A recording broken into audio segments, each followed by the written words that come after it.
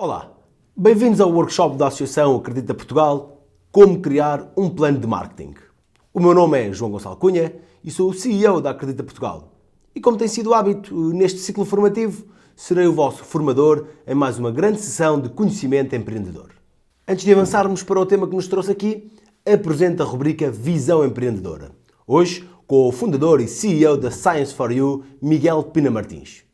O título desta rubrica não poderia estar mais ajustado ao fundador deste negócio, que teve o sonho, a visão de revolucionar um mercado altamente competitivo como o dos brinquedos. Fazer dos jogos momentos educativos e tornar a ciência em algo divertido e didático é a missão da Science for You. Mas nada melhor que terminar esta introdução com esta nota. Em Portugal, são vendidos mais jogos da Science for You do que Barbies. Bom sinal para os pais e para as crianças.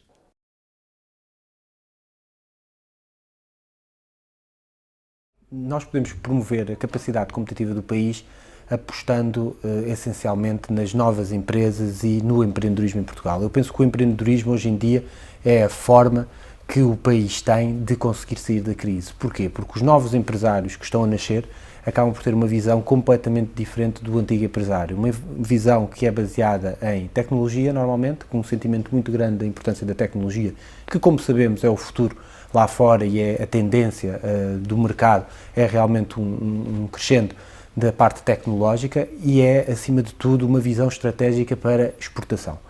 E é isso que todos os jovens, todos os novos empreendedores, jovens e menos jovens, têm já isso totalmente vincado na sua forma de pensar. É que quando fazem um novo produto é realmente para exportação. E por isso, se nós conseguimos apostar na parte tecnológica e da inovação e de produtos com um valor acrescentado e na exportação, penso que temos aqui um mix muito interessante para conseguirmos ter futuro lá fora.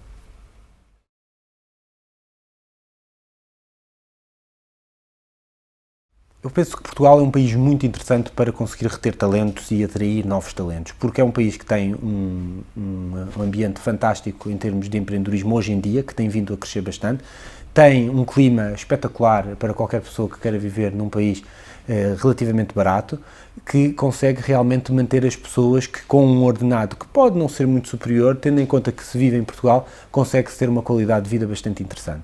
E nesses aspectos, em termos macros, acho que pode ser muito interessante. E depois, acima de tudo, temos que inovar nas nossas empresas. Hoje em dia, a liderança, ter líderes entre as empresas, conseguir motivar as pessoas e cativar pessoas com instrumentos como stock options, instrumentos como empowerment das pessoas para terem uma responsabilidade muito grande e conseguirem ver os seus projetos crescer, é algo que, no meu entender, é relevante para conseguirmos atrair mais pessoas. Nós só conseguimos manter as pessoas se as conseguimos motivar. E para as conseguirmos motivar, temos que lhes dar um bocadinho mais do que aquilo que conseguem num emprego chamado normal, num banco, numa consultora.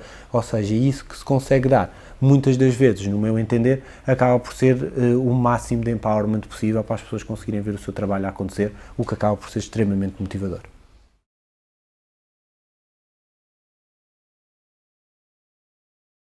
Penso que é algo que está dentro da Science for You e que faz parte da empresa.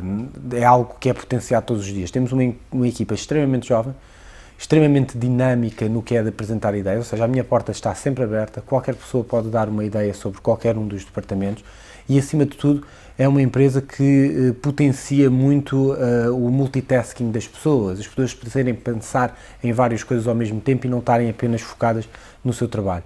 E isso acaba por criar também um ambiente extremamente amigável em termos quase, digamos, familiar, em que as pessoas se sintam em casa, porque muitas das vezes acabam por passar mais tempo aqui do que propriamente em casa, e que acaba por também libertá-las para estar num grupo de amigos, mas profissionais.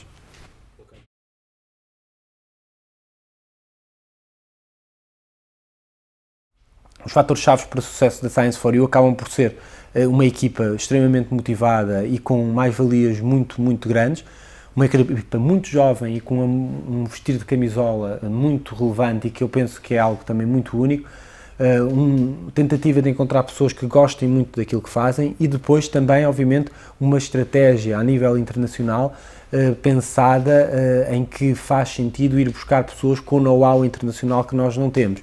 Nós neste momento temos a trabalhar connosco um ex-CEO da Hasbro. A Hasbro é a segunda maior empresa norte-americana de brinquedos, que vende cerca de 6 bilhões e que acaba por ser algo muito relevante em termos de estratégia internacional, porque o grande problema de estarmos aqui no cantinho da Europa é que não temos realmente pessoas que tenham muitos conhecimentos a nível de networking internacional, principalmente nos brinquedos, que acaba por ser um setor muito pouco explorado em Portugal, e este tipo de pessoas que nós conseguimos trazer para a empresa acaba por ser extremamente relevante para conseguirmos realmente ter uma vantagem competitiva lá fora. Ou seja, em termos de empresa nacional, é realmente a nossa equipa que acaba por fazer tudo, acaba por ser tudo, as pessoas são tudo na empresa, e depois realmente uma estratégia a nível internacional que também passa por encontrar pessoas com mais valias daquelas que nós não conseguimos encontrar cá.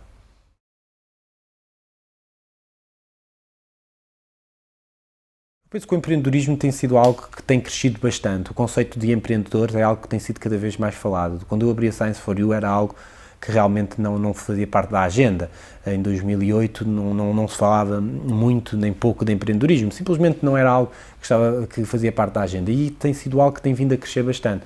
E os mídia e a própria sociedade têm tido um papel fundamental no desenvolvimento dos empreendedores, porque quanto mais vamos ouvindo falar de casos de sucesso, de pessoas que foram empreendedoras, começaram do nada e que conseguiram fazer X ou Y, acaba por ser muito mais inspirador para essas pessoas. E eu penso que o empreendedorismo tem crescido muito nos últimos anos, e acho que a tendência é continuar a crescer, porque é algo que, no meu entender, pode realmente ajudar muito o país a conseguir sair destas crises sucessivas que temos tido.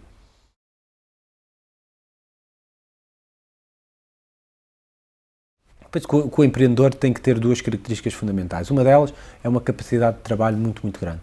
Ninguém pode ser empreendedor a achar que vai entrar às 9 e sair às 6 da tarde. Isso não existe, pelo menos que eu conheça, não existe, e é necessário realmente ter uma capacidade de trabalho muito grande, uma disponibilidade para se envolver com a empresa muito grande, que normalmente passa por estar atento quase 24 horas, 7 dias por semana, sempre a pensar no negócio. Esse acho que é o ponto inicial e fundamental. O segundo ponto acaba por ser ter capacidade para depois liderar uma equipa. A liderança é fundamental para conseguir atrair talento, é fundamental para conseguir atrair vendas, é fundamental para conseguir atrair realmente uma empresa de crescimento, e a liderança é algo que muitas vezes não é fácil. Eu penso que há muitos tipos de líderes, mas acima de tudo, no meu entender, há sempre uma questão na liderança que faz toda a diferença, que é dar o exemplo. Uma pessoa tem que estar preparada para conseguir trabalhar muito e conseguir ser um líder que dá o exemplo. E isso muitas vezes não é fácil, porque há muitas tentações, e é muito fácil cair na tentação de fazer coisas que podem ser interessantes para o próprio, mas para o grupo acabam por não ser realmente o melhor. E eu penso que estas duas características aliadas, e obviamente uma ideia com sucesso e uma boa ideia, acho que conseguem fazer qualquer empresa andar para a frente. Vamos então conhecer quais os objetivos deste workshop. O que é que poderá retirar desta formação? No final desta sessão, já poderá ter uma ideia de quem são ou quem deveriam ser os seus primeiros clientes e como os angariar. Irá perceber que nem todos os clientes são bons clientes, e que alguns tipos de clientes são melhores do que outros, conforme o tipo de projeto ou negócio que quer implementar. Por outro lado, devem sair deste workshop sabendo que iniciativas deverão lançar, assim que possível, para poderem angariar estes primeiros clientes. Este workshop pretende também dar algumas pistas sobre como maximizar a internet e as redes sociais para fazer o plano de marketing de lançamento da sua empresa. A angariação dos primeiros clientes de uma forma barata, poupando assim no investimento inicial. Por último, este workshop poderá ajudá-lo a preencher a terceira etapa dos concursos de empreendedorismo da Acredita Portugal na ferramenta pedagógica Dream Shaper. Seguindo o nosso formato habitual, este workshop terá momentos mais expositivos e exercícios práticos, de forma a começarem logo a colocar no papel os ensinamentos desta formação. Podem aceder à vossa folha de exercício, bem como aos conteúdos desta apresentação e o link com o questionário de avaliação no lado direito, onde esta imagem está a ser transmitida. Contaremos também com oradores convidados que vêm partilhar as suas ideias sobre a importância de um bom plano de marketing. Antes de arrancarmos, é importante começar por situar o plano de marketing dentro do ciclo da criação de uma empresa. Aqui faço outro parênteses e aproveito para referir que já temos disponíveis outros workshops relativos a outros momentos cruciais na criação de um negócio, que poderão ser adquiridos no site da Associação Acredita Portugal, à semelhança do que fez com este. Voltando ao ciclo de criação de uma empresa, o primeiro passo é então a geração de ideias. Depois de percebermos quais as ideias mais viáveis, chega então a altura de estruturá-las, de criar um modelo de negócios. Um terceiro passo é testar este modelo de negócios, para perceber até que ponto é aceite e o que é que deve ser mudado no seu produto ou serviço para o tornar mais viável e mais atrativo para os seus potenciais clientes. No seguimento destes passos, entra então o plano de marketing. O passo em que se pretende arranjar as melhores formas de angariar os primeiros clientes. Quero aproveitar para realçar esta ligação entre os testes ao seu produto ou serviço com a fase do plano de marketing. Porque, precisamente, a melhor forma de testar a sua ideia é tentando angariar os seus primeiros clientes. Em muitos aspectos, é possível interligar o plano de marketing com a fase de testes. Muitas vezes, o que começa por ser um teste, como é o caso quando tentamos vender o nosso produto numa fase inicial, tipo porta a porta, com um protótipo ou piloto do nosso produto ou serviço, entramos mais facilmente numa ótica de marketing e angariação dos primeiros clientes. Alguns projetos poderão ter mais dificuldades em criar um protótipo, por exigir um maior investimento, se for muito técnico ou muito elaborado à partida. Mas a maioria dos projetos empreendedores podem e devem seguir este caminho, que naturalmente irá transformar os testes numa primeira abordagem ao nível do marketing. Esta primeira transição acontece essencialmente quando começamos a vender uma primeira versão do nosso produto ou serviço, com o objetivo principal de receber feedback e perceber como pode ser melhorado. Nesta fase, em que estamos a atrair os nossos primeiros clientes, podemos simultaneamente criar estratégias de marketing que permitam uma abordagem estudada na angariação de novos clientes e de desenvolvimento do negócio em si. Quero aproveitar este último comentário para abrir um parênteses importante e desmistificar um bocadinho um medo que costuma ser comum em muitos empreendedores. A apreensão em tentar vender o seu produto ou serviço ainda numa forma feia, muito rudimentar ou pouco desenvolvida. A verdade é que é importante combater este medo de interagir tão cedo com os nossos primeiros clientes. Estes primeiros clientes nós chamamos de pioneiros ou primeiros evangelistas. Estes clientes são os mais importantes, porque são eles que nos vão ensinar como é que se vende. São eles que nos vão explicar o que é que está mal ou o que é que está em falta. Aqueles que tiverem muito entusiasmo pelo nosso produto ou serviço vão se tornar também os seus primeiros evangelistas. O que são estes primeiros evangelistas? No fundo, são os clientes que se vão tornar a sua primeira rede comercial, porque são pessoas que vão trazer outras e que vão comentar para o Facebook, por exemplo.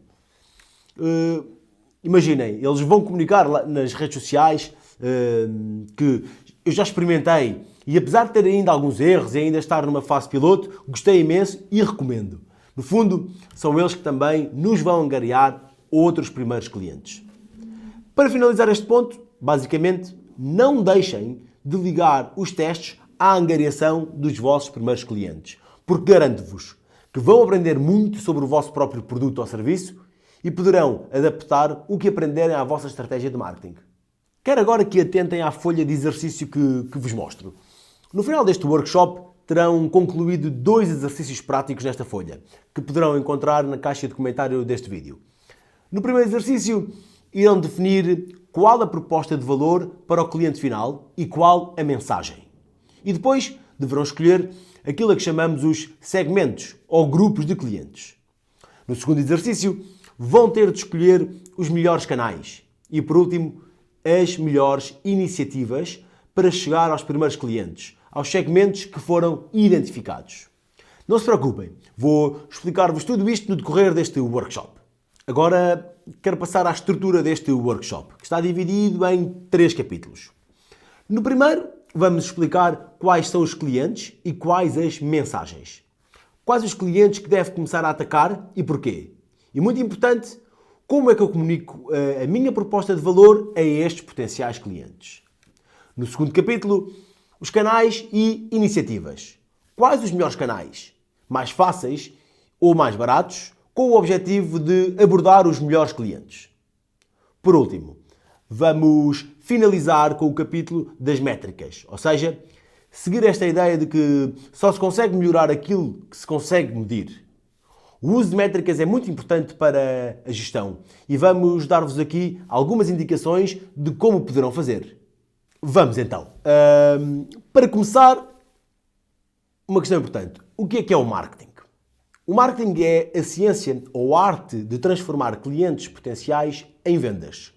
Quando se fala em marketing, no seu sentido genérico, temos 4 variáveis que também são usualmente referidos como os 4 P's do marketing. O que é o meu produto ou serviço? Qual é o preço que vou escolher para interagir com o meu cliente? Que políticas de desconto ou publicidade é que vou estar a fazer para divulgar o meu produto ou serviço? E por último, a distribuição, ou se preferir em inglês, places, para complementar o último P. Aqui estamos a falar da forma como fazemos uma venda. Será que vou fazer uma venda direta? Será que eu controlo o ponto de venda? Ou vou à procura de um ponto de venda parceiro, de um distribuidor? Uma questão importante. O marketing para uma startup é o mesmo que para uma qualquer grande empresa? A resposta é não. A principal diferença entre fazer marketing para um projeto que se está a lançar, seja de empreendedorismo social, agrícola, muito ou pouco inovador, para uma empresa madura, são, primeiro, que uma empresa madura geralmente faz marketing para aumentar as suas receitas e para ter mais clientes. Uma empresa jovem faz marketing para angariar os primeiros clientes, para aprender com eles e para depender deles com o objetivo de ganhar outros clientes. Uma empresa madura pode ter iniciativas de marketing para melhorar a imagem de marca, por exemplo, para trabalhar uma relação emotiva com a marca, ou podem simplesmente ir à procura de clientes e comprar clientes. Por exemplo, distribuir flyers ou ir à internet para comprar tráfego, como vamos explicar mais à frente. Já uma startup deve focar-se na angariação de clientes. Ações de branding ou de trabalho de marca não devem ser o foco na fase inicial de um projeto empreendedor. Primeiro, tem de aprender com os seus clientes iniciais e de ouvi-los para mudar o produto ou serviço com base nesses ensinamentos. E gradualmente ir ganhando uma base maior de clientes através do melhoramento do produto ou serviço. A sessão de hoje estará sobretudo virada para uma abordagem do ponto de vista de uma empresa ou projeto numa fase inicial. Tendo claro esta diferença de abordagem face ao marketing entre empresas maduras e startups, vamos então começar por focar-nos em aprofundar a nossa proposta de valor e a identificação dos primeiros clientes. Quero agora destacar alguns erros de abordagem que muitos empreendedores dizem a si próprios e que devem ser evitados. O primeiro, o meu produto serve para toda a gente. Até é possível que todas as pessoas possam vir a estar interessados no vosso produto ou serviço, eventualmente. Mas é um erro considerar que vai agradar a toda a gente da mesma forma. E é um erro não procurar aqueles grupos ou subgrupos que estão especialmente interessados em comprar e nos quais nos devemos focar. O segundo, o meu produto não tem concorrentes. Este é outro erro clássico. Achar que temos uma proposta de valor tão boa que não temos de nos preocupar com o que fazem os concorrentes. Na verdade, eles já estão a concorrer contra si de uma forma direta ou indireta. E como tal, é importante perceber como é que eles estão a comunicar a sua proposta de valor e como é que eles se diferenciam ou se aproximam mais da sua proposta de valor. Muitas vezes, um concorrente pode não ter um produto ou serviço parecido com o seu, mas está a colmatar uma necessidade que se assemelha à sua. Todas estas subtilezas devem ser tidas em conta numa análise da concorrência. Um terceiro erro muito comum é: eu sei o que os meus clientes querem, não preciso de perguntar. Os clientes vão-nos dizendo nos primeiros tempos o que de facto querem e como querem ser atendidos. Temos de saber ir aprendendo com eles desde o início. Por último, quarto erro. Os clientes ainda não perceberam porque devem comprar o meu produto. Isto entra naquela ideia de que o cliente tem sempre razão. Nunca se esqueçam de que nós é que estamos errados e nunca o cliente. Porque nós é que estamos a entrar com alguma coisa no mercado, mesmo que seja um mercado pouco explorado. É muito importante ter a humildade de perceber que nós é que nos temos de adaptar aos clientes e não o contrário. Caso contrário, poderemos estar a afastá-los.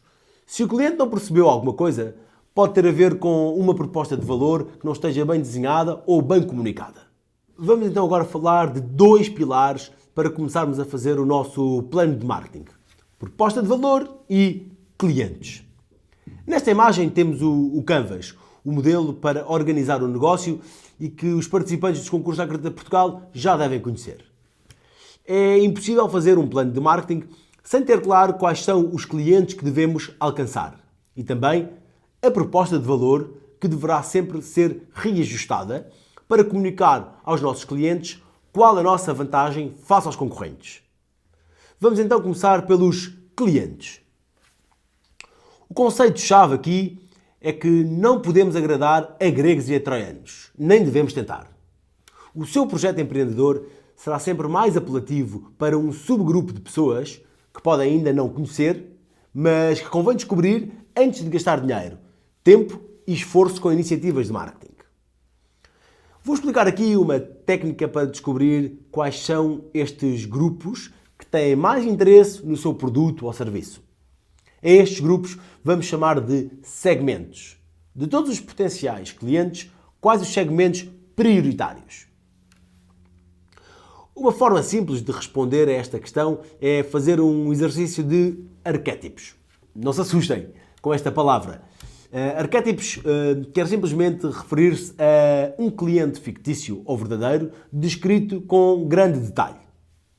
Queremos nesta fase detalhar de forma exaustiva uma pessoa. Por exemplo, o José tem 30 anos, vive na região de Trás-os-Montes e trabalha numa determinada área.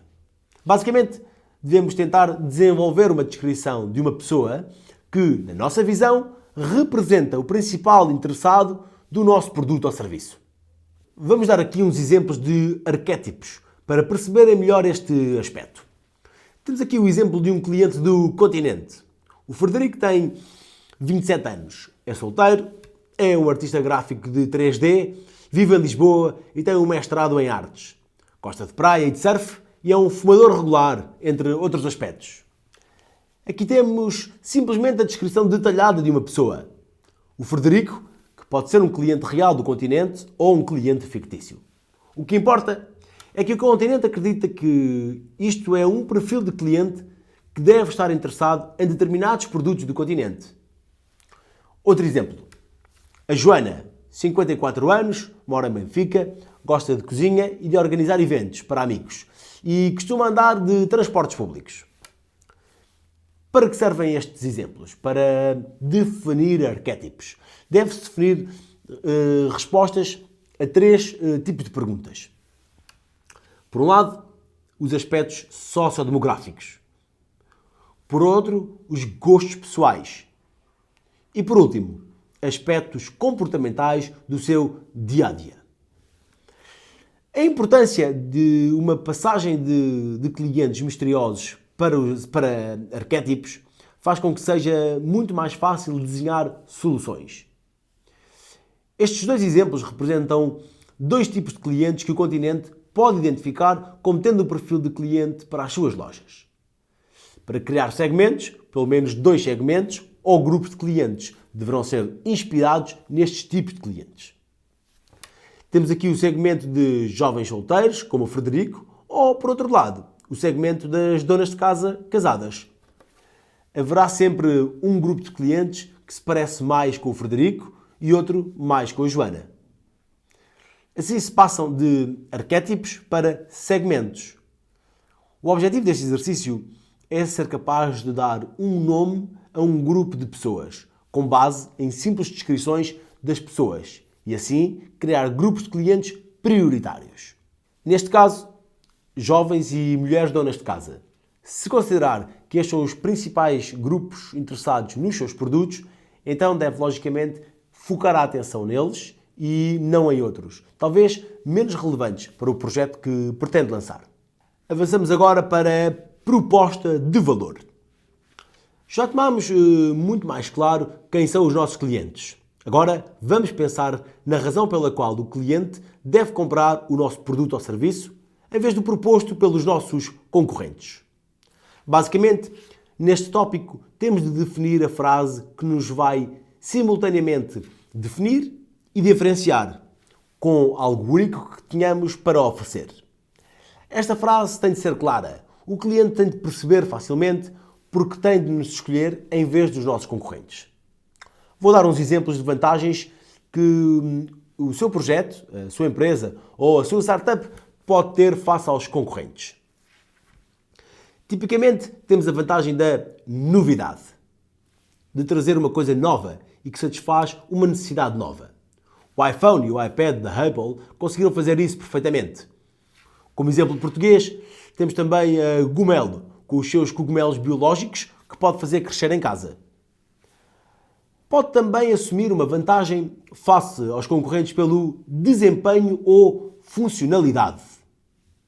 Os computadores pessoais são um bom exemplo, tendo trazido muito mais funcionalidades e também maior desempenho face aos computadores de casa, com aqueles ecrãs que nunca mais acabam. Outro exemplo é o serviço do Uber, que permite pagar previamente e encontrar o transporte mais próximo, que está a enfurecer tantos taxistas no mundo inteiro. Vamos a outro fator, que é o da personalização ou design. O IKEA, por exemplo, permite personalizar móveis com um custo muito atrativo. Por outro lado, outro exemplo, os computadores da Dell ganharam uma enorme cota de mercado pela simples possibilidade de escolher e montar o próprio computador. A vantagem nestes casos foi devida a uma maior adaptabilidade dos produtos aos clientes. Depois temos o fator preço. Pode ser simplesmente fazer alguma coisa igual aos concorrentes, mas mais barato. Como, por exemplo, as companhias aéreas low cost, como a Ryanair ou EasyJet, que permitem viajar para muitos destinos iguais a outras companhias, mas a um preço mais vantajoso. E por último, a acessibilidade. Quando as cadeias de supermercado começam com um serviço de entrega ao domicílio, estavam basicamente a dar mais acessibilidade aos seus produtos. Refiro as cadeias de supermercado como podia referir todo o tipo de serviço ao domicílio, que permitem ao cliente ter o serviço que pretende facilmente e com menor esforço. Tendo em conta estas possibilidades de apresentar uma proposta de valor forte, deve agora começar a colocar as questões para os seus projetos. Que vantagens está a trazer com o seu produto ou serviço? Muito bem. Para tornar isto mais concreto, temos aqui a forma como a Dream Shaper, a plataforma de apoio aos concursos da Acredita Portugal, ajuda a estruturar esta questão. Relembro, para quem ainda não está inscrito nesta plataforma, que esta é gratuita e basta acederem ao link abaixo. Podemos começar por definir as duas principais dimensões daquilo que mais preocupa os nossos clientes.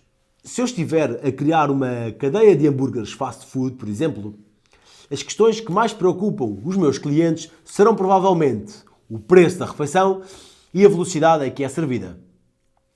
Tendo definido estas variáveis, que são basicamente a funcionalidade e o preço, passamos então a uma comparação com a concorrência. Com esta comparação para cada um dos critérios, podemos perceber onde é que nos posicionamos face a estes e face às suas propostas de valor. Com esta análise, chegamos então a uma matriz de posicionamento. Basicamente, o que faz este gráfico é situar-nos face à concorrência, de acordo com os critérios que consideramos mais importantes na nossa proposta de valor. Pegando no exemplo da cadeia de fast food, obviamente que para alguns clientes de restaurantes, como por exemplo restaurantes de luxo, o preço e a velocidade do serviço não serão os fatores mais importantes. Mas estes serão os fatores cruciais para a minha cadeia de fast food. Através da matriz de posicionamento, eu vou conseguir olhar para o mercado e perceber a minha proposta de valor. Ou seja, o que é que eu trago de diferente face aos concorrentes. Por outro lado, permite ganhar uma percepção de até que ponto o meu projeto está num nicho muito ou pouco competitivo. Com a matriz de posicionamento explicada, chegou a altura de preencher a primeira etapa do exercício prático. Qual é a mensagem? Quem são os meus clientes? Ou seja, os segmentos mais atrativos e nos quais eu me devo focar para começar a angariar clientes. Este primeiro exercício é muito simples. Na mensagem, o que é que você está a dizer aos seus potenciais clientes para os atrair para o seu produto ou serviço em vez dos seus concorrentes? Depois, vai ter de identificar 2 ou 3 segmentos que representam os clientes mais interessados no seu produto ou serviço. No caso do continente, porque é que interessa a Joana, dona de casa com 54 anos? Porque ela tem filhos, porque tendencialmente será ela a fazer compras para o agregado familiar. Com estas deduções, o continente é capaz de criar um segmento que se foque nas características da Joana ou do Francisco. Agora, quais são os vossos segmentos? Depois, qual é a vontade ou disponibilidade de pagar deste segmento e qual o custo de aquisição? Custo de aquisição é um termo para, muito simplesmente, definir o custo de levar os clientes até si. Se estivermos a falar de amigos próximos, é barato. Se forem amigos do Facebook, é gratuito. Para as pessoas do bairro, é preciso desenvolver uns flyers, por exemplo, ou se calhar algum tipo de cartaz ou outdoor. Aconselho-vos sempre a definir entre os vossos segmentos uma ordem de prioridade para focar ainda mais a vossa abordagem. Se desejarem, podem agora fazer uma pausa neste workshop e começar desde já a preencher com toda a calma este primeiro exercício.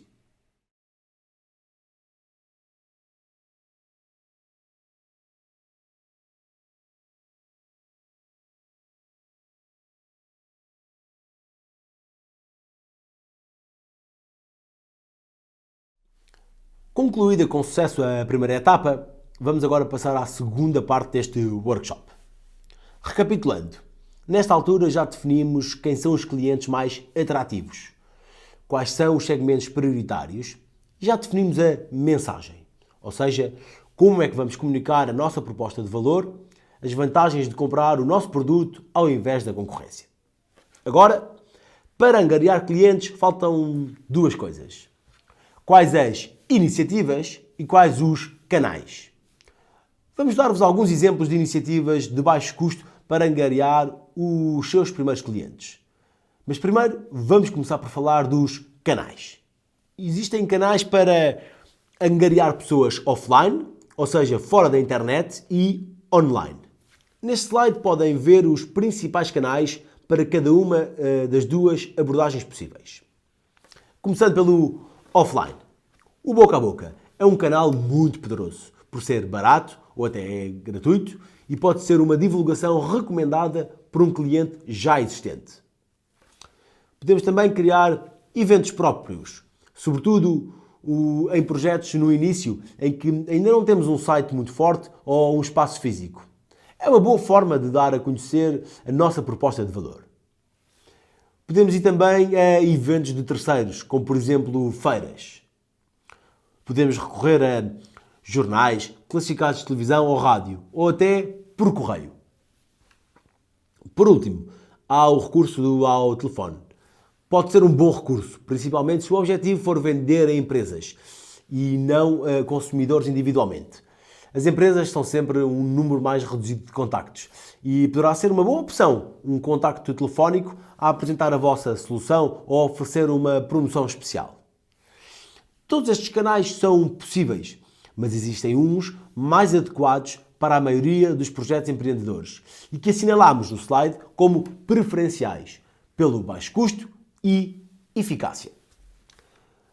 Para projetos muito no início, é prematuro comprar publicidade na televisão ou na rádio ou até em jornais. Isto porquê? Porque, na realidade, estamos a angariar os primeiros clientes e ainda não temos um produto perfeito.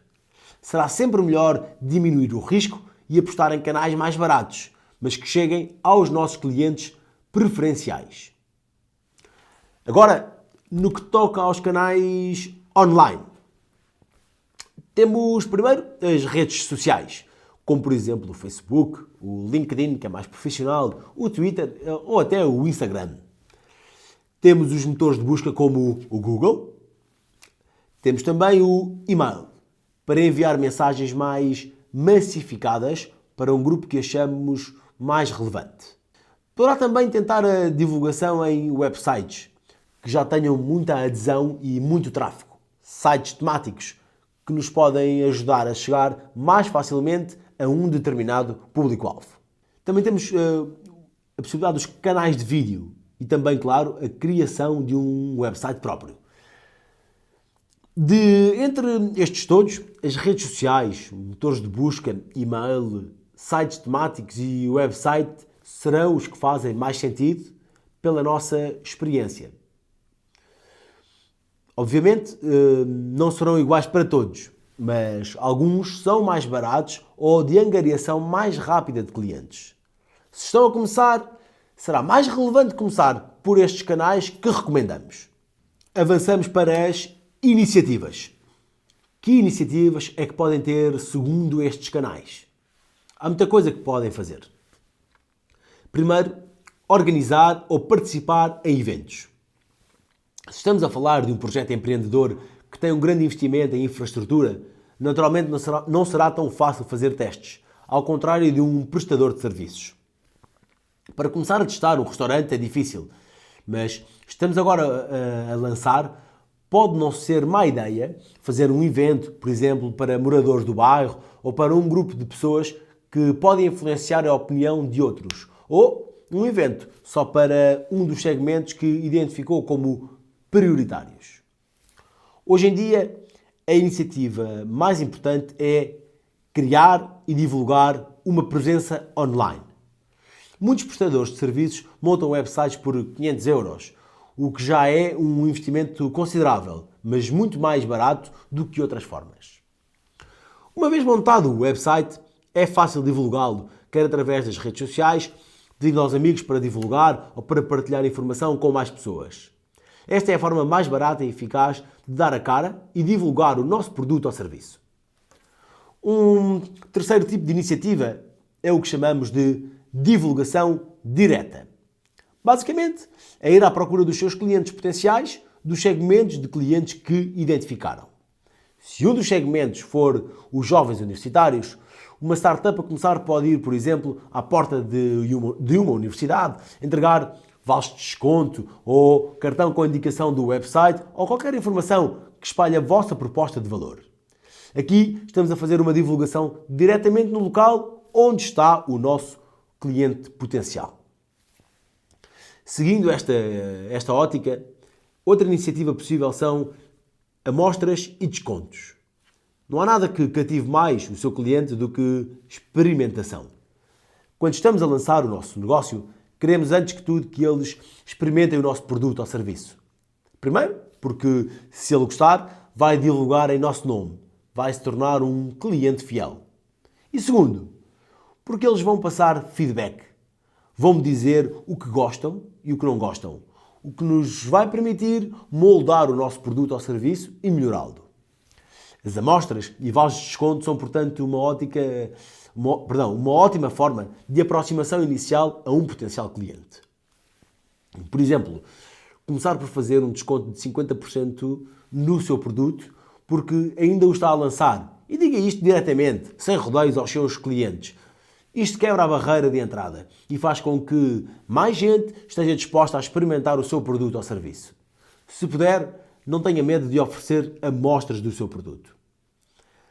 No âmbito da presença online, hoje em dia, muitas empresas e inclusive pequenas startups compram tráfego e encontram formas de se exporem melhor nos motores de busca. Como, por exemplo, através do AdWords no Google ou outros que permitem melhorar a credibilidade e visibilidade do vosso site. Com este descritivo terminado, voltamos agora ao nosso exercício.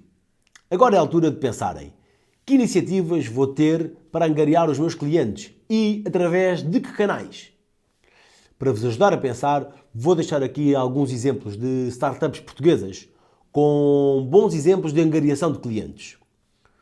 O mais poderoso destes exemplos é a simplicidade utilizada para angariar clientes de forma barata, o que permite também demonstrar a variedade de iniciativas que podem ter para o vosso próprio negócio. A Airpack decidiu montar um website e página de Facebook.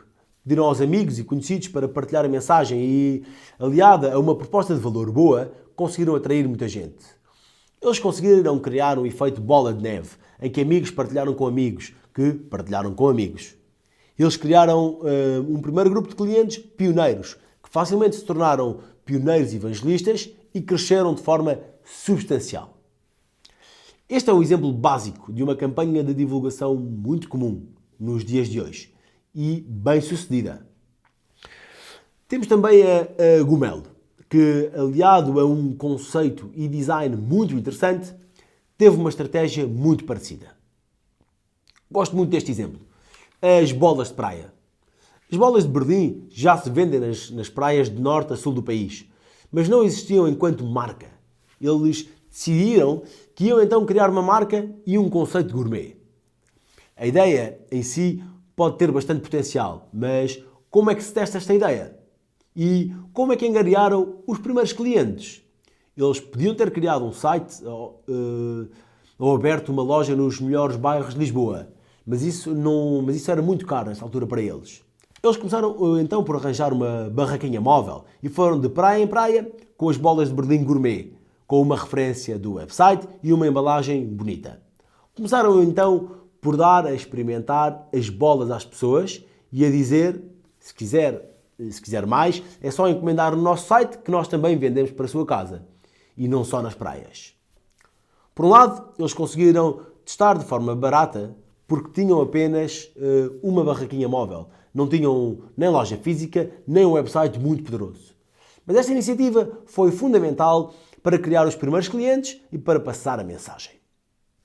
Não vou alongar muito noutros exemplos. Temos mais alguns que poderão ver com toda a calma no ficheiro da apresentação, que está também disponível na caixa de comentários deste vídeo. Não deixem de os ver. Pode-vos ajudar a ganhar mais algumas ideias de iniciativas que possam adaptar aos vossos próprios projetos. Muito bem, chegou então a altura de preencherem a segunda parte do exercício prático. Relembro que já terão definido a proposta de valor e a mensagem, já definiram os segmentos e destes os mais relevantes para os vossos projetos. Agora chegou a altura de pensar, para cada um destes segmentos, qual é que vai ser a minha abordagem? Como é que eu vou angariar clientes neste segmento? Como é que eu vou comunicar com eles? Basicamente, deverão, tendo em conta os segmentos e as suas características, atribuir um canal, ou seja, um meio de chegarem até eles. E depois, definir a iniciativa. Pode ser através de uma política de desconto, de amostras ou de uma ação direta em que vou à porta de uma universidade e onde estiver os potenciais clientes. Por último, poderão definir o interesse do segmento segundo a prioridade que lhe deram. E ainda a complexidade da iniciativa que pretendem desenvolver, se é fácil ou difícil de implementar, se é cara ou barata. Segundo todas estas avaliações, vão conseguir priorizar a vossa abordagem. Por exemplo, se tiverem um segmento que considerem muito bom, mas a iniciativa que pensaram vos parece cara, se calhar o melhor será manter uma abordagem direcionada para o segmento que consideram muito bom e talvez mudar apenas a iniciativa e pensarem noutra.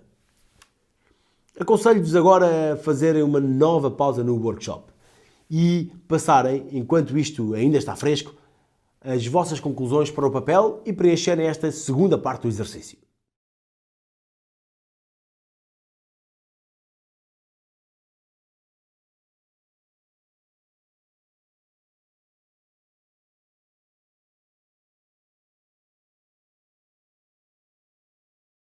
Terminado o segundo exercício, quero agora apresentar-vos o caso de sucesso da Acredita Portugal, com João Saleiro, fundador da Bonzi, que criou uma plataforma online que já ajudou muitas famílias portuguesas a equilibrar as contas lá de casa.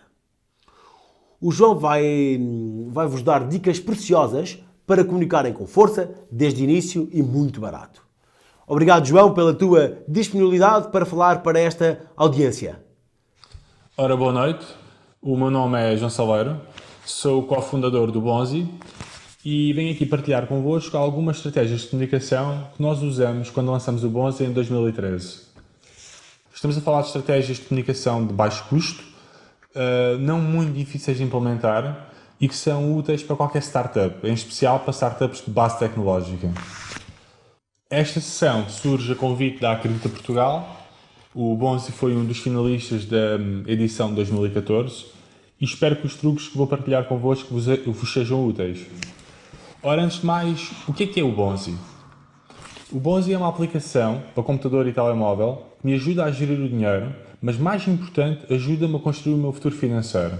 Isto é, eu consigo criar um plano para os próximos 12 meses, de forma a assegurar que eu tenho dinheiro suficiente para cobrir todas as despesas, ou, mais importante, para conseguir cumprir alguns objetivos. Imaginemos que eu quero tirar umas férias dentro de 6 meses e preciso de 3 mil euros a mais na conta, eu consigo no Bonzi criar um plano para os próximos 6 meses de forma a assegurar que me sobrarão esses 3 mil euros.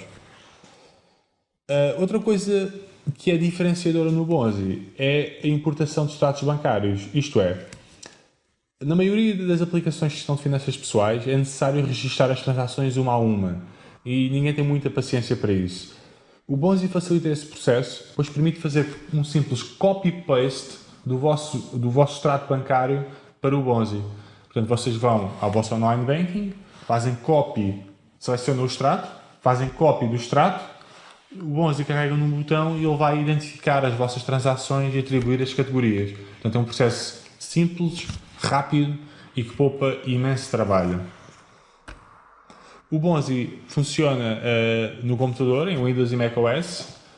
Tem também uma aplicação móvel para iOS e Android, que permite fazer o registro de despesas em numerário e disponibiliza ainda um serviço que é o Bonzi Cloud, que faz a sincronização entre vários computadores e o vosso telemóvel.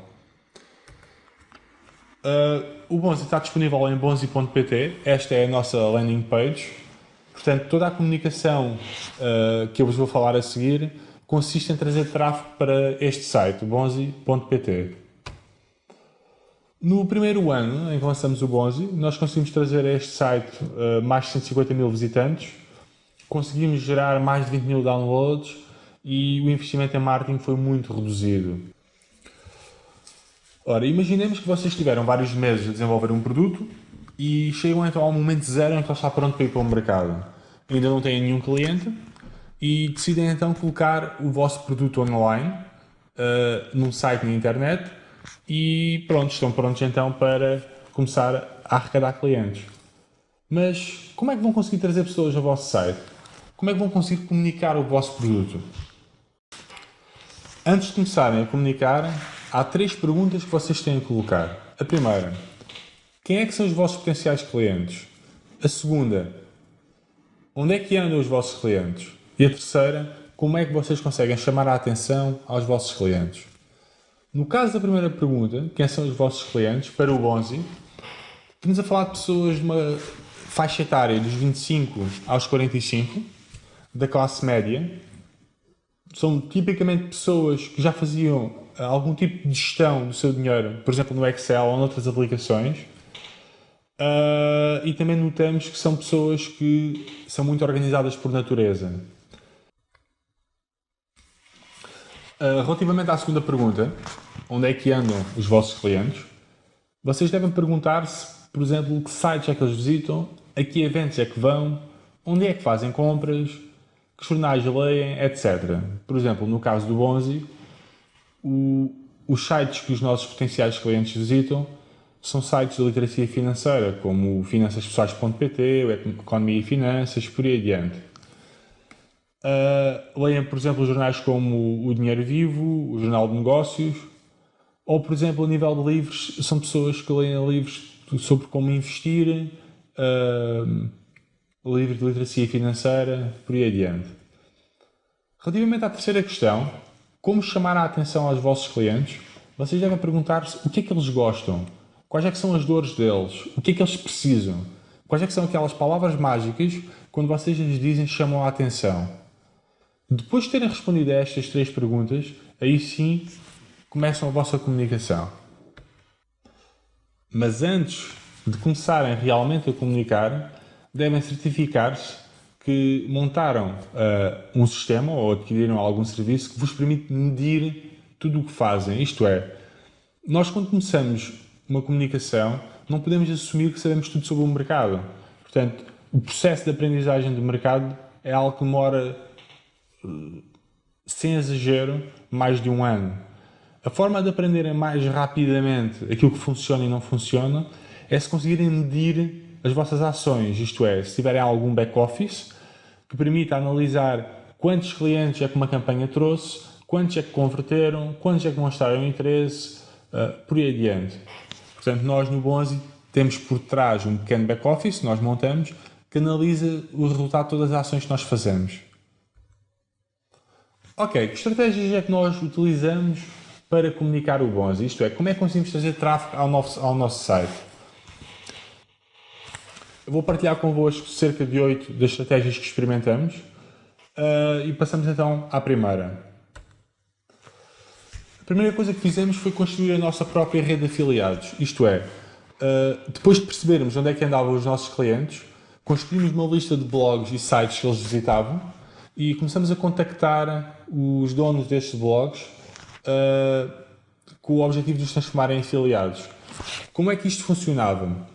Nós contactávamos o autor do blog a oferecer um desconto a todos os visitantes do blog e também oferecíamos uma comissão por toda a venda, por qualquer venda originada pelo seu desconto. Em troca, aquilo que nós pedíamos era única e exclusivamente que eles escrevessem algum conteúdo sobre o Bonzi. Alguns dos sites que se transformaram em nossos afiliados foram, por exemplo, o Finanças Pessoais PT, o Economia e Finanças, o Mais Valias, por aí adiante. E foi algo que funcionou mesmo muito bem. Permitiu-nos divulgar o Bonzi logo no arranque com alguma projeção e com resultados muito interessantes. Algumas dicas.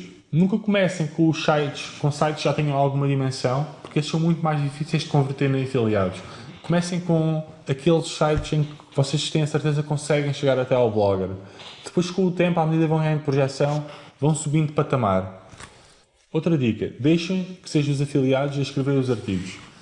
Não tenham medo de mais reviews. Se o vosso produto for bom, de certeza que não vão falar mal de vocês. Porquê que esta dica é importante? Porque se forem vocês a escrever, vai soar imenso a salesman.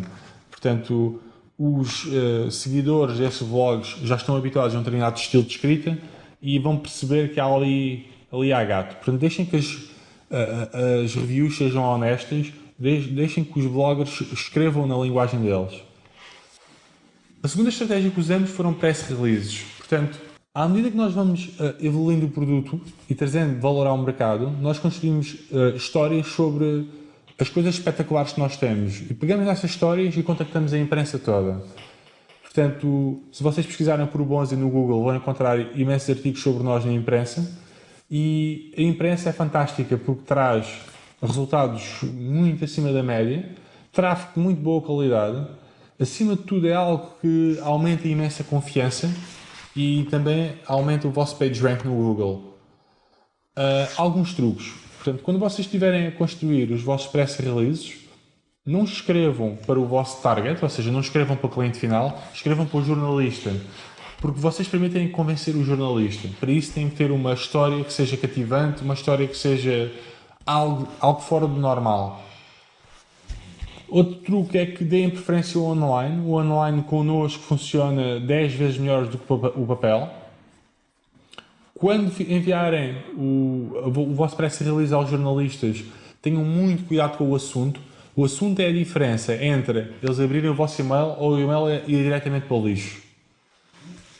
Outra sugestão importante é que não metam mais de 200 capas no e-mail, porque senão os jornalistas não o recebem. As caixas de jornalistas estão sempre cheias, por isso façam e-mails com poucos anexos. Se for preciso, metam os anexos num zip online e metem o link no e-mail. Caso contrário, arriscam-se a que o meu e-mail volte para trás. Outra coisa que nós experimentamos foi distribuir flyers em eventos. Vamos imaginar o seguinte caso. Imaginem que vocês fazem 1000 flyers e que esses 1000 flyers custam 50 euros. Aliás, estes números são antigos. Atualmente nós fazemos 3000 flyers por 60 euros. Imaginemos no nosso caso que temos um client lifetime value, ou seja, a receita por cliente, 33 euros.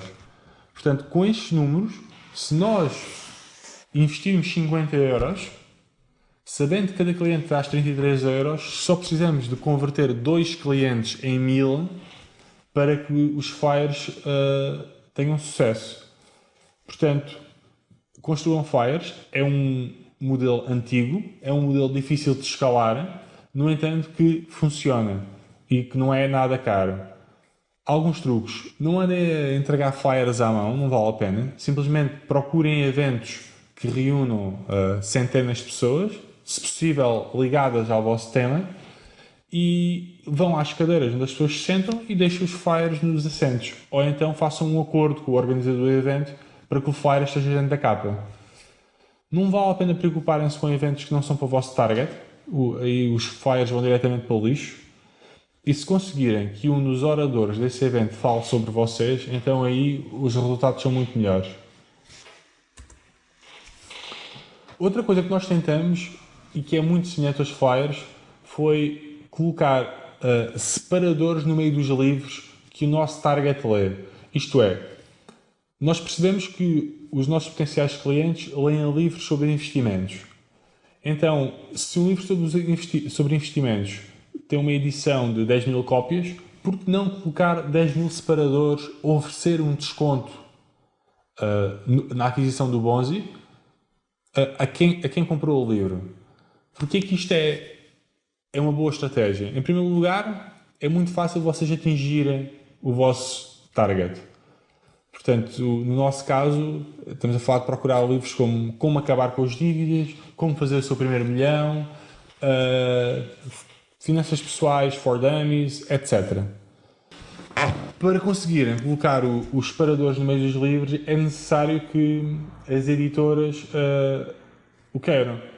E qual é que é o truque para conseguir isso? Basta fazer com que elas sejam vossos afiliados. Isto é, no vosso separador colocam um desconto na aquisição do vosso produto e sempre que o leitor adquire o vosso produto através desse desconto, o afiliado vai ganhar uma percentagem.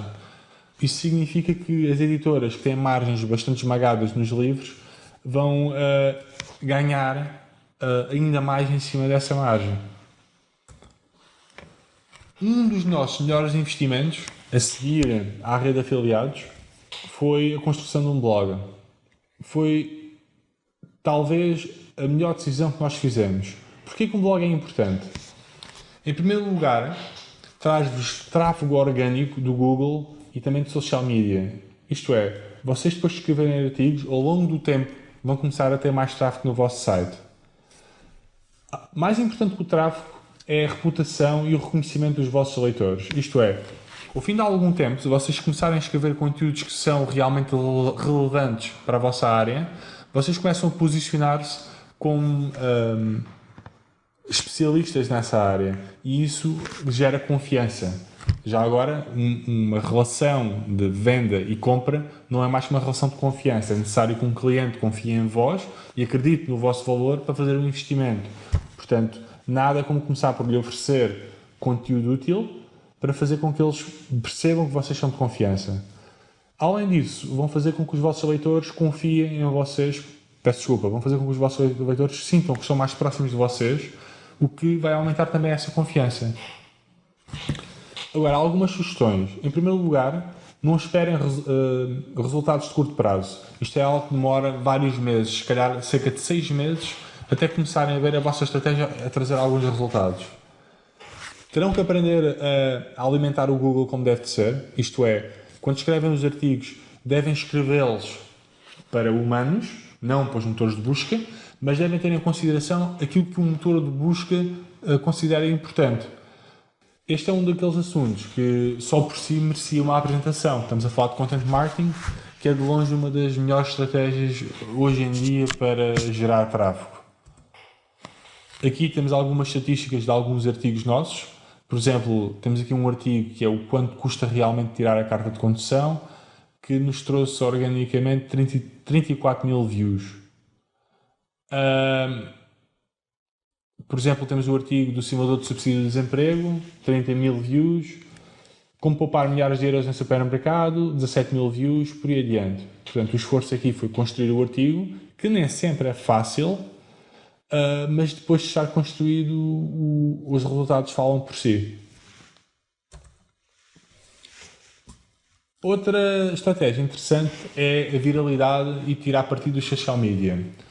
Viralidade, antes de mais, é apenas uma moda, é uma trend. Portanto, fala-se muito em construir conteúdos virais, mas quando estamos a falar de produtos sérios, como o caso do Bonzi, gestão de finanças pessoais, é difícil construir algo que seja realmente viral. Portanto, a não ser que vocês estejam a vender gatinhos ou então têm coisas muito engraçadas para partilhar, vocês dificilmente vão conseguir criar conteúdo viral. Apesar da viralidade ser algo que é difícil de alcançar, não é por isso que devemos desprezar o poder do social media. Por exemplo, nós tiramos partido do social media no Bonzi, dando a possibilidade aos nossos clientes de recuperarem o seu investimento se trouxerem 3 amigos. Ou seja, após a compra, nós mostramos um botão de partilhar no Facebook que indica que se ele trouxer 3 amigos para o Bonzi, nós devolvemos-lhe o investimento. Ou seja, basta um clique e isso vai-vos trazer algumas dezenas de visitantes. Agora, é preciso ter aqui algumas coisas em conta. Nas redes sociais, o conteúdo traz mais tração do que produtos. Isto é, se vocês partilharem no Facebook conteúdo que é útil, terão mais facilmente tráfego do que se partilharem o vosso próprio produto. Portanto, o ideal é que partilhem no social media o vosso conteúdo e quando a pessoa visita o vosso conteúdo, aí sim vocês fazem referência ao vosso produto. Por isso, o vosso blog tem que estar preparado para as redes sociais. Outra coisa que é importante é que se tiverem uma página de Facebook, estejam preparados para pagar para comunicar para os vossos fãs. Isto é, mesmo que vocês consigam gerar 10 mil likes na vossa página, quando vocês colocam um novo post no mural da vossa página, o Facebook, por defeito, só vai mostrar esse post às pessoas que já interagiram convosco. Ou seja, podem ter 10 mil likes e colocar um post, mas só para aí 50 pessoas é que vão ver o vosso post. Portanto, estejam preparados para fazer pequenos investimentos, nem que sejam de 4 euros, para quando colocam posts que consideram que são relevantes no vosso mural, fazerem um boost ao post. Caso contrário, os likes são só para show off. Anúncios. Ora, nós fizemos algumas campanhas no primeiro ano, que depois adensamos no segundo, e fizemos campanhas de Facebook e de Google. Facebook Ads e Google AdWords. Ora, há aqui uma questão interessante. Qual das duas é que funcionou melhor? O que é que funciona melhor? Campanhas no Facebook ou campanhas no Google? Esta questão é muito importante ser respondida porque depende muito do vosso produto. O Google AdWords é fantástico se as pessoas já estiverem à procura pelo assunto do vosso produto. Eu já explico isto melhor. Facebook Ads são preferíveis quando vocês estão a criar um novo mercado e vocês têm que enfiar-se dentro da vida das pessoas. Portanto, por outras palavras, os anúncios do Google aparecem quando alguém pesquisa por esse tema. Portanto, quando alguém pesquisar por finanças pessoais, aparece um anúncio do Bonzi. O que é que acontece? Não havia um grande mercado de finanças pessoais antes do Bonzi. Portanto, poucas pessoas pesquisavam por finanças pessoais. Logo, o Google AdWords poderá não ser eficaz quando estamos a criar um mercado. No Facebook Ads, o funcionamento já é diferente. Portanto, nós conseguimos definir o target, o perfil das pessoas, quando fazemos a comunicação e aí, independentemente deles pesquisarem sobre finanças pessoais, nós conseguimos aparecer no mural delas e dizer: olha, sabes que podes poupar dinheiro? Sabes que podes gerir melhor o teu futuro financeiro? Portanto, mesmo que as pessoas não pesquisem por nós conseguimos dizer: olha, eu existo. Portanto, para o nosso caso, os anúncios de Facebook são bastante mais eficazes que os anúncios de Google. Não quer dizer para outros produtos e outros temas não seja exatamente ao contrário. Portanto, relativamente ao tópico da imprensa escrita, no nosso caso, não nos trazia tráfego nenhum, são as más notícias.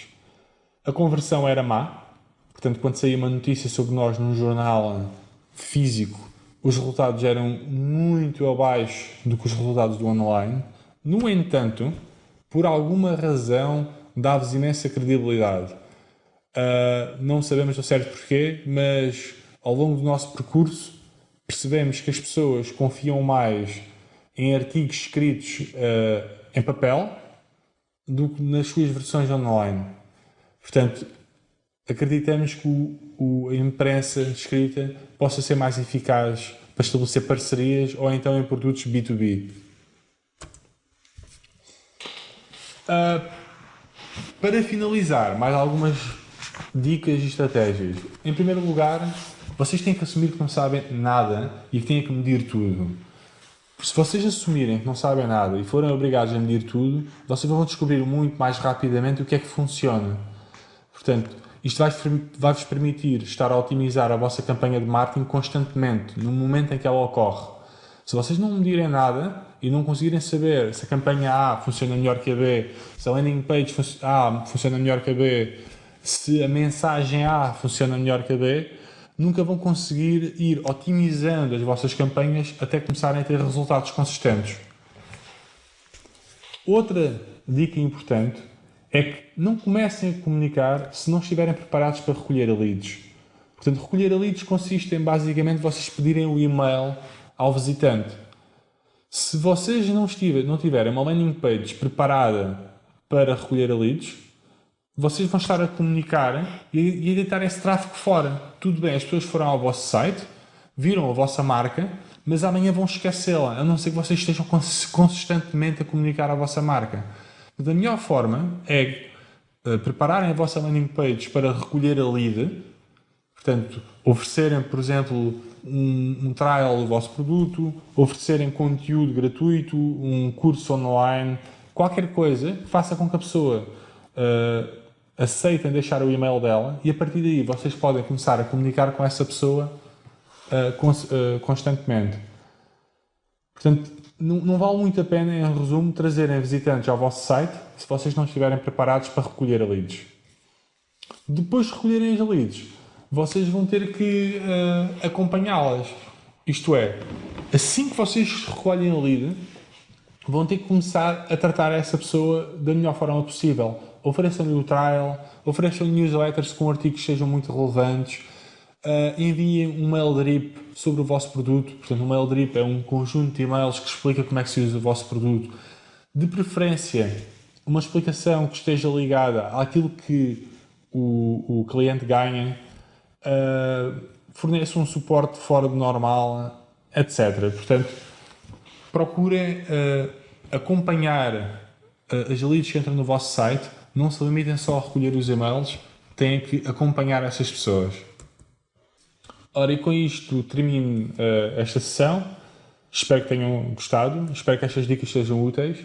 São apenas algumas das que nós experimentamos durante destes 3 anos, mas são as mais relevantes para quem tem pouco dinheiro para começar a comunicar.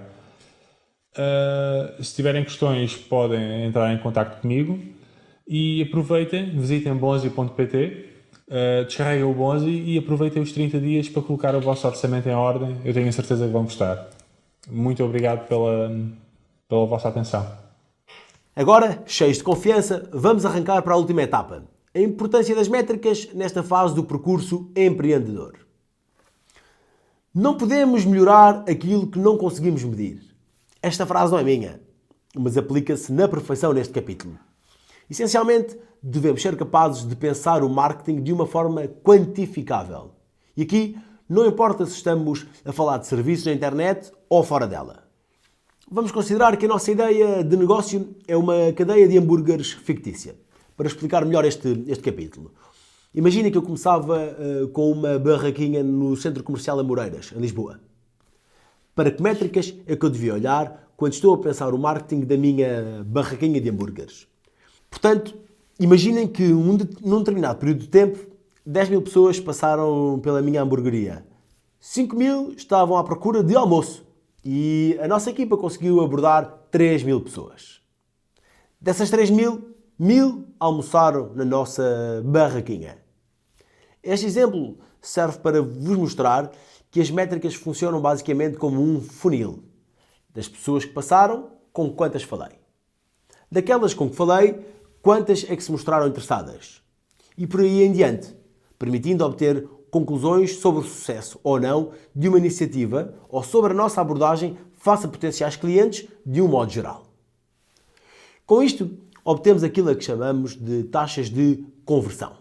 No caso da minha barraquinha de hambúrgueres, como das 10 mil pessoas que passaram, só 5 mil é que queriam almoçar, podemos dizer que apenas 50% do tráfego desta zona é que estava interessada numa refeição. Dos 5 mil que estavam à procura de almoço, conseguimos falar com 3 mil. Portanto, nós tentámos a venda para cerca de 70% da população interessada. Destas, apenas 1000 almoçaram, o que dá uma taxa de 33%. Quando começarem a angariar os primeiros clientes, devem construir um funil destes e perceber as taxas de conversão de uma etapa para a outra, até à compra ou até à recompra, se for caso disso. Se calhar, 50% dos 1000 que foram nesta altura voltaram. É importante perceber estes valores em funil para perceber em que fase é mais relevante melhorarem o vosso desempenho. Agora que ultrapassámos com sucesso todas as etapas teóricas e práticas, vamos conhecer a startup à portuguesa deste workshop. João Cunha, fundador da Nata, partilha o seu entusiasmo e desafios relativamente à sua startup. Com visão global, a Nata parte à conquista do mundo com os seus pastéis de nata de nível superior, mas sobretudo com uma grande marca. Olá, João. Temos mesmo de avançar com a tua intervenção, porque a nossa audiência já deve estar com muita água na boca. Obrigado pela tua disponibilidade. Bom, o meu nome é João Cunha, sou uma das pessoas que fazem parte da equipa de gestão da empresa Mundo, que é o franqueador da rede de franchising Nata Lisboa. Tenho 47 anos, tenho um currículo muito ligado à área de marketing, fundamentalmente, com várias experiências em multinacionais de grande consumo e já com alguma experiência acumulada na área do franchising nos últimos anos e basicamente tenho uma perspectiva de que as marcas portuguesas necessitam de se globalizar. Portanto, acho que já lá vai o tempo em que achávamos que tínhamos que importar marcas. Nós temos que nos virar naturalmente para uma nova fase que é exportar marcas, não só exportar produtos, mas exportar marcas, que é algo que ainda temos um longo caminho pela frente a percorrer, mas devíamos estar todos com uma crença muito grande, portanto, fazendo jus ao vosso nome, temos que acreditar mesmo que isso é possível. Portanto, e se calhar também durante os próximos minutos é perceber um pouco em que modo é que isso pode ser viável. A nossa empresa, estamos na Startup Lisboa, apesar de não sermos propriamente uma startup, somos uma empresa que já com algum histórico, mas realmente convite da startup acedemos a colaborar no projeto. Pensamos que temos trazido mais valias e temos recebido também muitos benefícios por esta associação. Talvez um pouco como um exemplo bem sucedido de uma empresa relativamente recente, na medida em que o Nata Mundo foi criado em 2012, portanto é uma empresa realmente muito recente. Abrimos a nossa primeira unidade, só para termos uma noção, precisamente em dezembro de 2012, portanto estamos a falar há 2 anos e picos.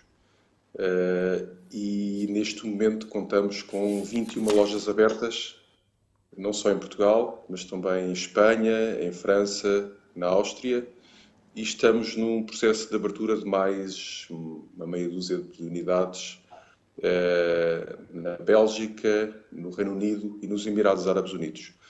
Portanto, tem sido um processo, um grande desafio, muito entusiasmante. Temos tido a oportunidade de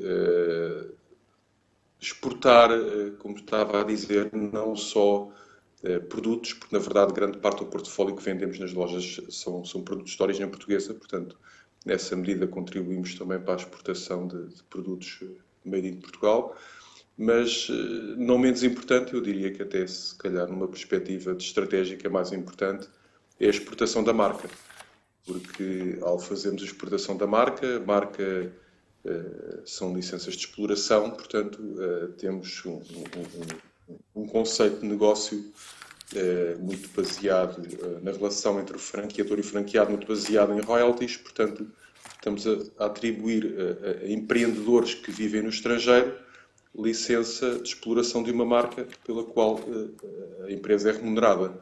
Portanto, são formas complementares de ver a exportação. O franqueador é uma equipa relativamente reduzida, portanto é uma equipa de gestão, contamos com 6 pessoas, portanto recorremos muito ao outsourcing, fundamentalmente a empresas portuguesas, quer ao nível do design, quer ao nível da criatividade, quer ao nível também do apoio logístico, e em matéria de produto também temos os nossos parceiros fornecedores dos produtos que temos à venda nas nossas lojas. Neste momento, se extrapolarmos para o resto da rede, nós temos já cerca de 150 colaboradores, portanto, em todas as lojas. E este número, apesar das contas não serem muito diretas, mas naturalmente quando pensamos que para alimentar depois esta rede, esta máquina, é necessário estar ao nível dos nossos parceiros também mão de obra disponível, portanto sabemos que temos contribuído bastante para muitas das empresas que trabalham connosco de verem os seus quadros reforçados, porque necessitam de produzir, necessitam de nos vender, portanto isso é um dado adicional. Aqui, se calhar, alguns aspectos que me parecem fundamentais para quem tem em vista a criação de um projeto empresarial e tendo também em linha de conta que é interessante, que é atrativo, não olharmos apenas para o mercado português, porque o mercado português para alguns negócios é um mercado realmente pequeno, que lhe falta um bocado de massa crítica, de modo que é necessário olharmos também para o estrangeiro.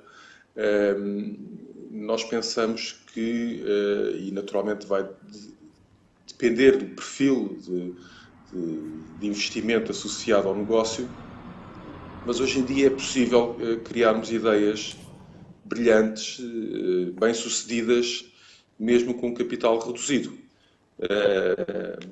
Existe uma mentalidade criada na sociedade, no mundo empresarial, muito assente em parcerias, muito assente em projetos win-win.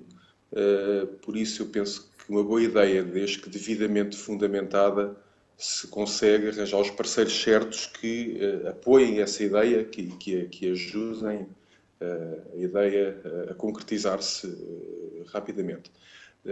Portanto, naturalmente é sempre mais confortável quando existe um investidor, quando existe um determinado capital que permite fazer face aos custos fixos e variáveis, por vezes, da estrutura nas fases de arranque. Isso é um dado confortável, mas não é obrigatório. Portanto, pensamos que realmente nos dias que correm há que saber também tirar partido do momento que vivemos, e que é um momento em que, usando um velho ditado, a necessidade aguça o engenho. Portanto é algo que muitas vezes sem muito dinheiro ou sem dinheiro consegue-se fazer coisas muito bem concretizadas. Pois. Alguns dados, e sabemos que também pretendem alguma visão ao nível daquilo que é o plano de marketing de uma empresa, ou algumas recomendações. Eu gostaria de salientar que é fundamental, naturalmente, termos um plano de marketing. Eu acho que esse que que é talvez o problema da nossa nação, é que nós não temos um plano de marketing para Portugal. Portanto, temos muitas ideias, temos muitas necessidades, temos que cumprir muitas obrigações, mas depois quando queremos dizer, então, mas para onde é que vamos, qual é o nosso rumo, e com que meios é que vamos atingir esse objetivo, aí ficamos muito descalços, não é? É um país que não tem propriamente um rumo estratégico ou uma visão estratégica.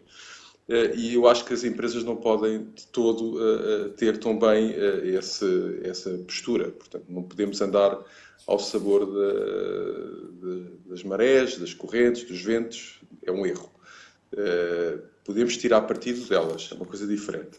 Mas não devemos realmente acreditar que apenas por andarmos que vamos parar ao sítio que pretendemos. Portanto, há que definir bem objetivos, mais ou menos realistas. Isso já depende da ambição de quem está por trás dos projetos, mas é importante, quando nós temos um determinado rumo a seguir ou um determinado objetivo para ser concretizado, que consigamos perceber se os meios que nós dispomos e os meios existentes à nossa volta se vão permitir atingir esse objetivo.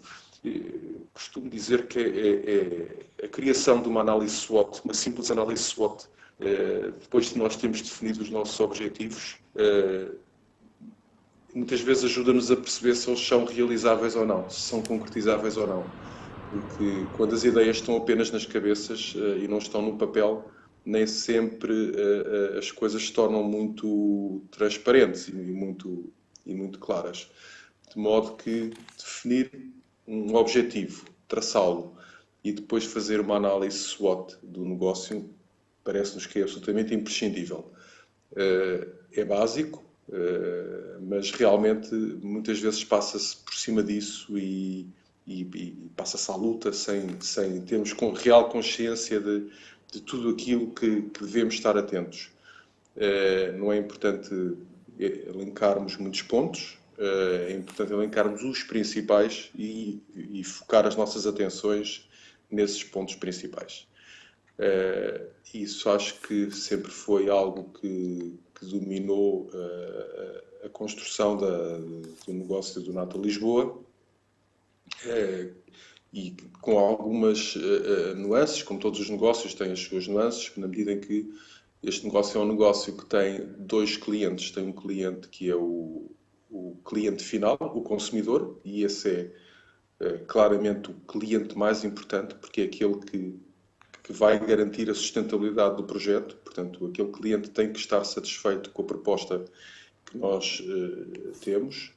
E depois temos também o cliente, que é o franqueado. Portanto, uma empresa franqueadora tem dois perfis de clientes, não é? Portanto, nós numa primeira fase temos que vender o conceito a uma rede de franchising, uma rede de franqueados. Portanto, eles têm que acreditar na ideia para depois então investirem e agarrarem o projeto em que também eles acreditaram, para vender então o conceito ao consumidor final, que é esse que dá a sustentabilidade do negócio. Portanto, temos aqui um perfil diferente. Todos os negócios têm vários perfis a nível de cadeia de valor e tipologia de cliente, mas aqui realmente estamos a falar em alvos que se complementam, mas são bastante distintos. Aqui penso que, para além disto, realmente, da avaliação que deve ser feita no plano de marketing sobre os pontos fortes, pontos fracos, oportunidades e ameaças, e depois dessa avaliação ser realmente debatida entre pessoas com vários pontos de vista, eu até costumo brincar com uma visão estratégica de um médico que foi tornado o pai do pensamento colateral, que é o Eduardo de Bono, que tem a teoria dos chapéus. Portanto, numa discussão deve-se colocar alternadamente os vários chapéus. Cada chapéu corresponde a um determinado perfil de comportamento, e esses perfis de comportamento determinam os pontos de vista. Portanto, podemos ter o pessimista, que está sempre com a atitude do computer says no, não é? E podemos ter o excessivamente otimista e depois temos pelo meio os racionais, os emotivos, etc. Portanto, existem ali vários perfis de comportamento ou de pensamento e é importante nestas avaliações nós conseguirmos ter a certeza que essa avaliação foi feita tomando em consideração os diferentes perfis, os diferentes pontos de vista. Realmente só assim é que chegamos a um final com um produto bem... um produto credível em termos de avaliação. Portanto, não é um resultado que tem apenas em vista uma determinada visão. Não, tem várias visões para se chegar àquele resultado. Portanto, tudo isto tem alguma piada, dá um certo gozo fazê-lo. Portanto, não é propriamente um trabalho maçudo, mas é um trabalho que é absolutamente indispensável para darmos o pontapé de saída para os negócios. Depois disso tudo estar criado e temos consciência do que é que nós estamos realmente, o que é que temos pela frente, que meios, que recursos, que oportunidades, que ameaças, deve-se definir então o trajeto. Então, que ações é que vamos implementar? Quais são as ações para concretizarmos este objetivo?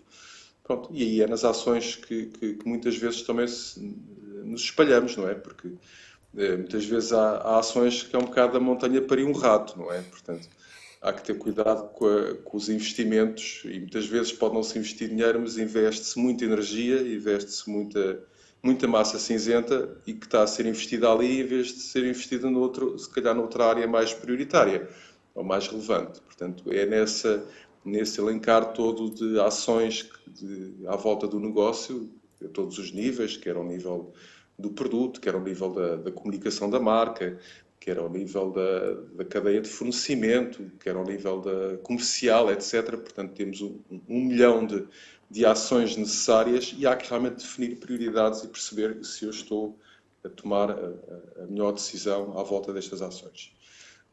Se esta ação é realmente importante, o tempo que eu vou despender nela será equilibrado, não será exagero, não vão ficar outras para trás.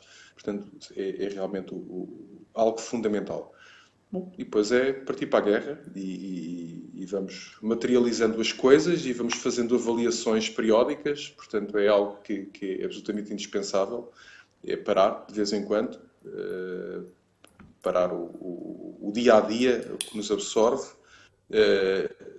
tomar o helicóptero, como eu costumo dizer, vamos cá sair dos problemas, vamos entrar dentro do helicóptero, vamos subir, vamos lá para cima e olhar de lá de cima para baixo, não é? Portanto, e ver como é que está o estado da nação. Porque muitas vezes ficamos tão absorvidos com o dia-a-dia e com os problemas do cotidiano que acabamos por perder uma visão estratégica do negócio, que é algo absolutamente fundamental pararmos de uma forma disciplinada, regularmente, e ir lá acima e fazer aquele olhar, aquela visão de helicóptero que não, dentro dos problemas é absolutamente impossível muitas vezes fazer. Dificuldades encontradas, começando, agarrando aqui nos tópicos que temos para abordar. Há muitas dificuldades, naturalmente.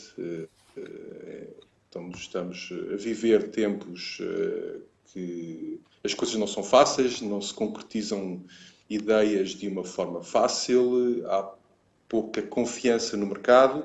Penso que as coisas nestes, talvez, os últimos 2, 3 anos têm mudado um bocadinho. Estamos, em certa medida, a algum renascimento desta crença de empreendedorismo, mas realmente é um país que está ainda numa situação financeira muito fragilizada, com casos de insucesso recentes de grandes empresas. Portanto, são situações que causam muita mágoa e, em certa medida, muitas dificuldades depois na concretização das ideias. Esta é a visão negativa do tal chapéu. Isto é o chapéu negro do Eduardo de Bono. Mas depois temos o outro chapéu, ou os outros chapéus, não é?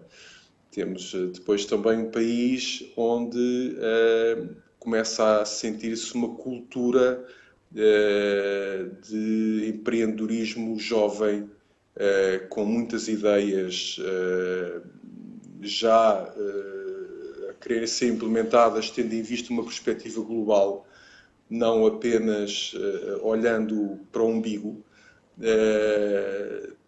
Estamos num país onde encontramos, ao nível do retalho, que é a atividade que o Nato Lisboa está relacionado, ao nível do retalho encontramos conceitos fantásticos, conceitos ao melhor nível do que se faz em qualquer outra capital mundial ou qualquer outra grande cidade mundial.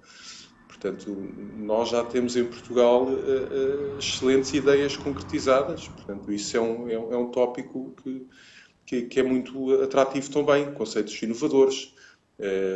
Assiste-se a uma regeneração do comércio, do retalho. Portanto, já todos os conceitos mais envelhecidos são raros aqueles que ainda estão a sobreviver. Portanto, há aqui uma série de fatores que levaram a esta regeneração do retalho, mas é um facto que estamos num país em que, a esse nível, se encontram muitas ideias muito válidas e interessantes. Temos depois também aqui pela frente alguns aspectos, se calhar a nível de fiscalidade, que em Portugal não são particularmente animadores. Temos uma carga fiscal sobre as empresas dura e sobre os particulares, naturalmente. Portanto, são dados que não são muito propícios ao desenvolvimento económico, principalmente nestas fases de criação de negócio. Portanto, há que ter em consideração essas variáveis, as taxas de IVA, que realmente estamos num país com uma taxa de IVA que é muito alta. Portanto, são tudo fatores que temos que ter em consideração, porque depois, quando temos um negócio, temos que olhar para as margens que o negócio gera. E eu penso que muitas vezes os negócios novos, criados realmente por empreendedores jovens, dá uma sensação que pecam muitas vezes pelas faltas de avaliações de rentabilidade do negócio. A ideia pode ser realmente super entusiasmante, muito gira, ter muita apetência de consumo, ou seja, muita procura, mas depois, ao nível financeiro e de rentabilidade do próprio produto em si, da própria ideia, por vezes peca.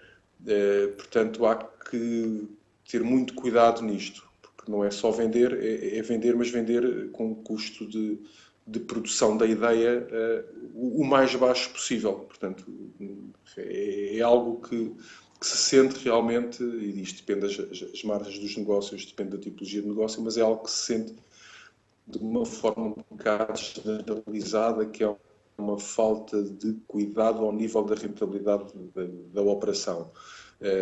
Portanto, ideias sim, têm que ser válidas, são boas, mas depois também temos de ter cuidado que a parte financeira tenha ali uma sustentabilidade muito forte e uma rentabilidade alta, porque muitas destas ideias com pouco capital são ideias assentes em capital humano, portanto, pouco capital, pouco investimento financeiro e muito capital humano. E isso, apesar de, teoricamente, num ponto de partida pode parecer que tem poucos custos, mas depois, à medida que o negócio vai evoluindo, começa a acarretar muitos custos e é necessário termos essa avaliação financeira bem estruturada. Visão sobre o empreendedorismo em Portugal, era outro tópico aqui. Eu penso que também já falei um bocado sobre essa visão do empreendedorismo em Portugal. Penso que estamos no bom caminho ao nível das empresas, estamos a conseguir finalmente ter uma visão de que Portugal não é só Portugal tem que ser Portugal, tem que ser o resto do mundo, e que temos que exportar também propriedade intelectual. Portanto, não podemos apenas exportar produtos, porque quando somos um país que durante muitos anos fomos e ainda somos um país que produz para grandes marcas internacionais, do ponto de vista da sustentabilidade desse negócio, colocam-se muitas interrogações, porque hoje uma marca internacional pode produzir em Portugal, temos uma mão de obra barata, quando comparamos com o resto da Europa, é claramente uma mão de obra barata.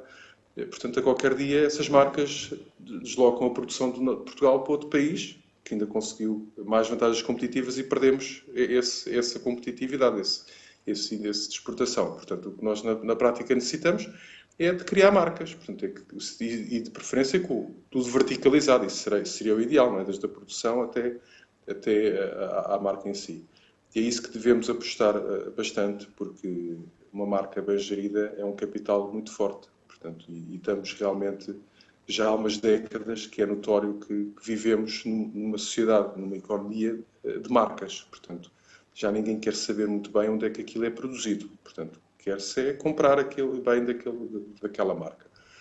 Isto é algo que realmente deveria mudar, e o próprio, ao nível dos apoios governamentais, deviam ter em consideração o apoio a empresas em que apostam na marca.